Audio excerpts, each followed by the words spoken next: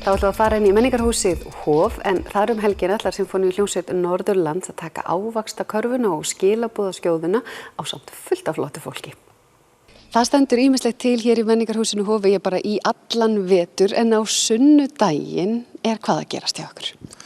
Þá ætlar Sinfóníuhljómsveit Norðurlands að vera með fyrir fjölskylduna, börnin og fjölskylduna. Við ætlum að vera með svona konsertuppfærslu af skilaboðaskjóðunni og ávaxtakörfunni. Og þá þegar þú segir, hvernig uppfærslu? Er þetta tónleikar eða hvernig myndirðu lýsa þessu? Já, þetta eru sinfóníutónleikar en við erum með alveg svaka bombur með okkur, söngstjörnur.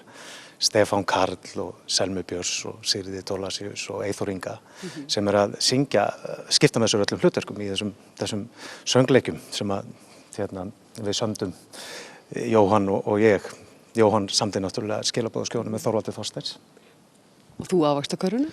Já, með Kristlaugu Sigurðar. Og hafið þið spilað þetta áður með Sinfóníuhljómsveit? Já, og það eiginlega ástæðan fyrir að við ráðumst í þetta að það vill svo til að bæði skilaboðaskjóðan og ávaxtakörfan. Þetta hefur verið flutt fyrir með Sinfóníuhljómsveit.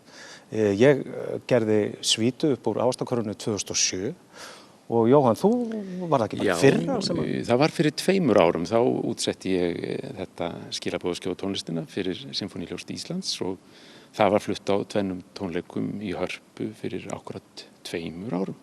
Rifjaðu aðeins upp fyrir okkur skilaboðaskjóðuna. Hvaða verk þetta svona fyrir þá sem örfáu sem kannski ekki þekkja? Já, þetta náttúrulega upphaflega bók eða saga eftir Þorvald Þorsteinsson sem kom út fyrir 25 árum eitthvað svoleiðis og var ákaflega fallega myndskreytt af honum sjálfum enda var hann myndlistarmaður auk alls hins sem hann gerði svo vel.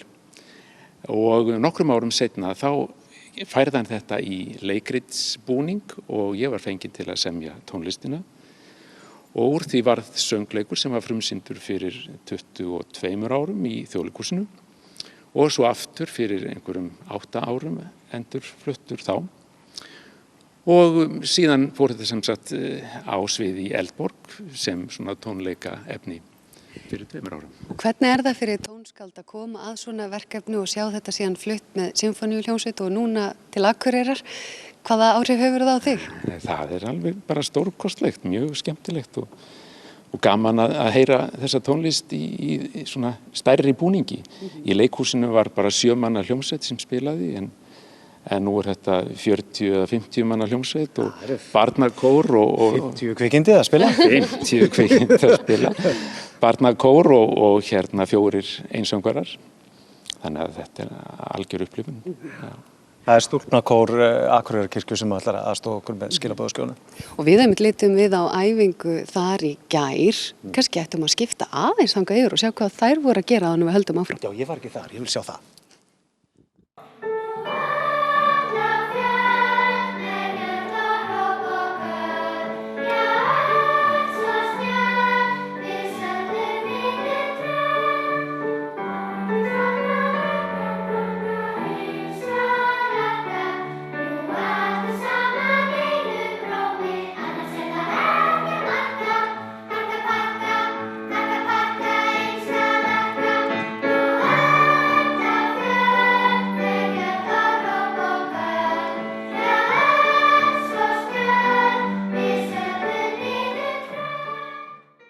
Þetta var sem sagt kórinn upp í Akureyrarkirkju en þetta ekki þeir einu sem að koma fram á sunnudaginn?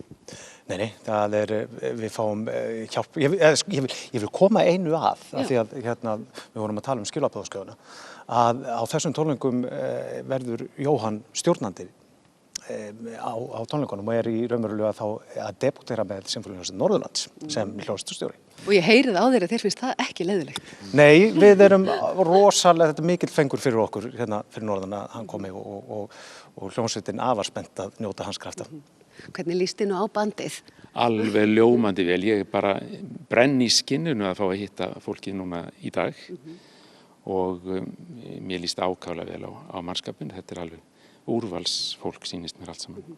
Og ekki síður tækifæri til þess að kynna ungu kynslóðinni fyrir sinfóníutónlist. Já, fyrir sinfóníutónlist alveg rétt og ágætti mitt að þessi tónlist er svona svolítið fjölbreytileg og það svona kennir ýmissa grasa í henni og litrík og vonandi skemmtileg fyrir flesta. Það nú aðalatrið, það á að vera gaman. En talandi gaman, eigum að rifja upp hvaða lög þetta eru? Já, það eru sko, í ávaxtakörfunni þá held ég að það séu ansi margir sem muna eftir Hep tú. Ég held að margir sko ná ekki að gangi í takt nema að segja Hep tú. Með bönunum. Já, og svo er alltaf, ég ætla að punta, gera mig fína. Og vinkonur, og fleiri. Og svo er það skilaboðaskjóðan, þú eru að syngja smá. Já, það er kannski, fólk mann kannski helst eftir dvergasöngnum, en best finnst okkur bara að vera dvergar. Og svo er nákvæmlega. Fleiri lög. Já. Tókstu þetta því? Ég nei. En það eru líka... Ég er að halla mér, sko. Já, En hvað með þá sem eru að koma? Bara svo við nefnum þá nú líka svona í forbefartin. Er þetta ekki dálítið stórskotalis sem þú ert að fá hérna á sunnudaginn? Með öllum hinum? Jú, aldeilis. Það er, sko, Selma Björns hefur sungið í ávaxtakörfuna örugglega 3, 4 sinnum. Hún er bara verið að setja svo oft upp og hún er náttúrulega algjör meistarína þegar hún er appelsína. Og Sigríður Thorlacius er að debutera í ávaxtakörfunni en hún er búin að syngja skilaboðaskjóðuna. Já. Eyþór Ingi er búin að syngja skilaboðaskjóðuna áður og er líka þá að debutera í ávaxtakörfunni. En svo erum við að njóta krafta Glanna Glæps. Stefán Karl kemur og hann verður sögumaður í báðum stykkjunum og það verður virkilega spennandi því að hluta til hefur hann svolítið frítt spil og maður veit aldrei hvað gerist þegar hann fer af stað. Hvað gerir maðurinn? Og ekki stjórnandinn. Já, Stefán Karl er sögumaður í ávaxtakörfunni en þau eru öll 4 sögumenn í skilaboðaskjóðunni. Já, mikið rétt. Þannig að það reynir á leikhæfileika þeirra. Nákvæmlega, en ég ætla að giska á það að einhverjir sem eru að horfa á þetta við séu farnir að undrast þessar stjörnur sem sita þarna á bakvið okkur.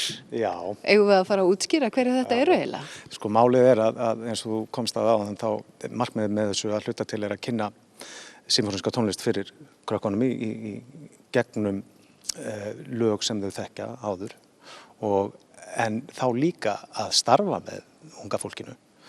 Og hér erum við komin með sönghópinn Stjörnurnar sem ætla að syngja á tónleikunum, vinkonulagið.